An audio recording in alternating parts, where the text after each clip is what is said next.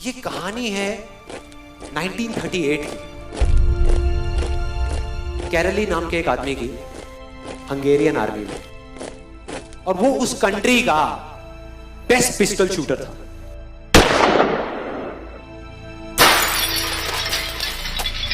जितनी भी national championships हुई थी उस कंट्री में, उसको वो जीत चुका था। और सबको ऑलमोस्ट कंफर्म था कि 1940s में जो ओलंपिक्स होने वाले हैं उसमें गोल्ड मेडल केरली को ही मिलेगा। और उसने सालों से ट्रेनिंग करी थी।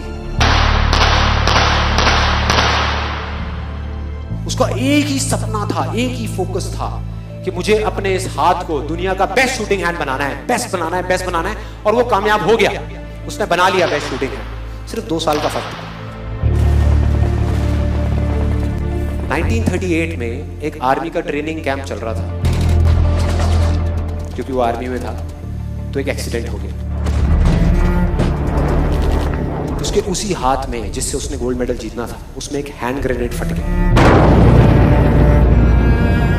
और वो हाथ चला गया। जो उसका सपना था, जो फोकस था, सब खत्म।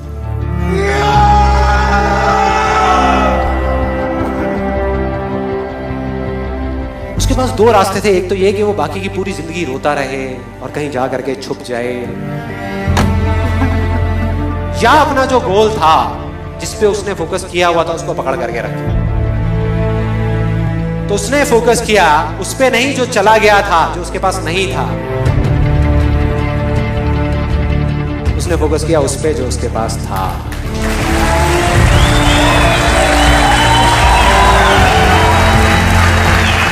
जो उसके पास था। और क्या था उसके पास में? एक लेफ्ट हैंड, एक ऐसा हाथ जिससे वो लिख तक नहीं सकता था। 1 महीने तक उसका हॉस्पिटल में इलाज चला इस हाथ के लिए, और सही 1 महीने बाद अपनी ट्रेनिंग शुरू करती इस हाथ की।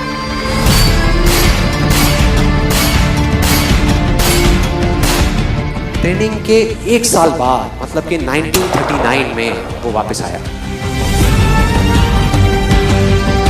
नेशनल चैंपियनशिप्स हो रही थी वहीं पे हंगरी में, और बाकी भी बहुत सारे पिस्टल शूटर्स थे वहां पे। उन्होंने जा करके उसको कांग्रेचुलेट किया। कहा कि यार देखो, ये होता है जज्बा, ये होती है स्पोर्ट्समैन स्पिरिट, कि इतना सब कुछ होने के बाद भी तुम यहां पर आए हो हमको देखने के लिए और हमारा हौसला बढ़ाने के लिए। किसी को नहीं पता था कि वो 1 साल से अपनी ट्रेनिंग कर रहा था लेफ्ट हैंड की। और उसने जवाब दिया, मैं यहां पर तुम्हारा हौसला बढ़ाने नहीं आया, तुम्हारे साथ कॉम्पीट करने आया हूं, तुमसे लड़ने आया हूं, तैयार हो जाओ। और कंपटीशन हुआ। बाकी सब वहां पर जितने भी लोग थे वो कॉम्पीट कर रहे थे अपने बेस्ट हैंड से।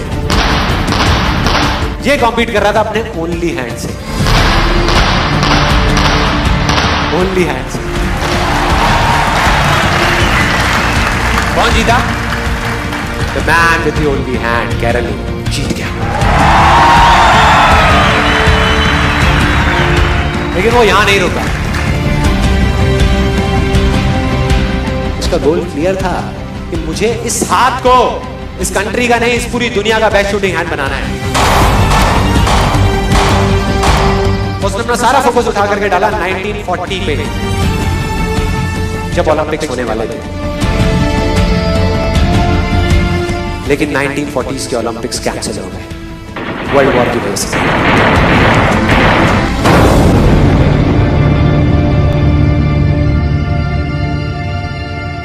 उसने अपना सारा फोकस उठा करके कहां डाल दिया? 1944 में जो ओलंपिक्स होने वाले थे उसके ऊपर। और 1944 में जो ओलंपिक्स होने वाले थे वो भी कैंसिल हो गए वर्ल्ड वॉर की वजह से। फिर से कैंसिल।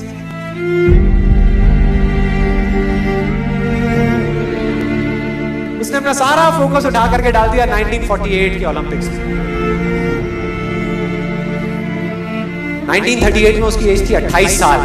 1948 में उसकी एज हो चुकी थी 38 इयर्स। और जो यंगर जो प्लेयर्स आते हैं निकल करके, उनसे कॉम्पीट करना मुश्किल होता चला जाता है। लेकिन मुश्किल नाम का ये वर्ड था ही नहीं उसकी डिक्शनरी में। वो गया, पूरे वर्ल्ड के बेस्ट शूटर्स आए हुए थे जो अपने बेस्ट हैंड से कॉम्पीट कर रहे थे, और ये अपने ओनली हैंड से कॉम्पीट कर रहा था। और कौन जीता? The man with the only hand.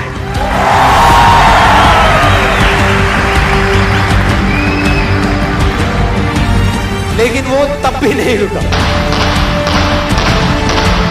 1952 Olympics, दोबारा कॉम्पीट किया उसने,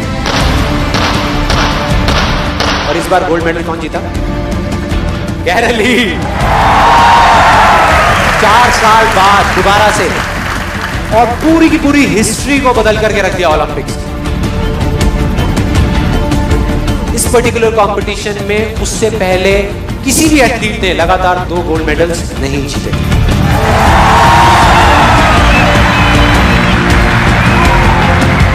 अब किसी भी लूजर के पास चले जाओ, उसके पास लिस्ट होगी बहानों की कि मैं इस वजह से फेल हुआ अपनी लाइफ में, इस वजह से मैं कुछ नहीं कर पाया। बहुत लंबी लिस्ट है। और दूसरी तरफ विनर के पास चले जाओ, उसके पास में 1000 वजह होगी वो ना करने की जो वो करना चाहता है, सिर्फ एक वजह होगी वो करने की जो वो करना चाहता है, और वो कर जाएगा।